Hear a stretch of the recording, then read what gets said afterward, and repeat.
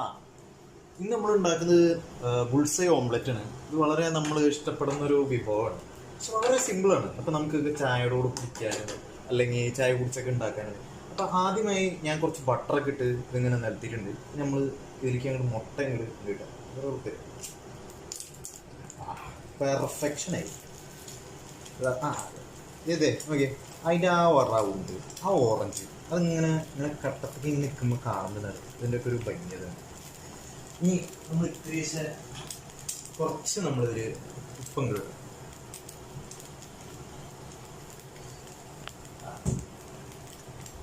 ഇനി നമ്മൾ ചെയ്യുന്ന പരിപാടി എന്ന് വെച്ച് കഴിഞ്ഞാൽ നമ്മൾ ഇതിനൊരു മൂടിക വെച്ചടക്കും. അതെന്ന് വെച്ച് കഴിഞ്ഞാൽ കുറച്ച് നന്നായിട്ട് വെന്ത് കിട്ടാനാണ്. ഇപ്പം 2 മിനിറ്റിനും കൂടുതൽ നമ്മളിതിവിടെ വെക്കാൻ പാടില്ല. പിന്നെ നമുക്കിത് ഏറ്റവും ഇഷ്ടപ്പെട്ടൊരു പരിപാടിയാണ്. പിന്നെ മുട്ടയിൽ വെള്ളമാണ് ഏറ്റവും കൂടുതൽ പ്രോട്ടീൻ ഉള്ളത്. പക്ഷെ വെള്ളമല്ല, നമ്മുടെ ആ മഞ്ഞയാണ് ഏറ്റവും കൂടുതൽ പ്രോട്ടീൻ.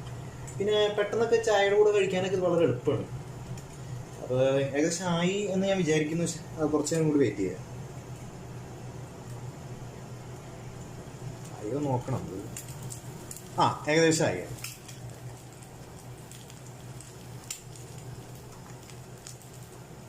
നമുക്ക് സ്റ്റവ് അങ്ങോട്ട് ഓഫ് ചെയ്യാം. അത് കഴിഞ്ഞിട്ട് നമുക്കിത് ഒരു പ്ലേറ്റിലേക്ക് അങ്ങോട്ട് സെർവ് ചെയ്യാം.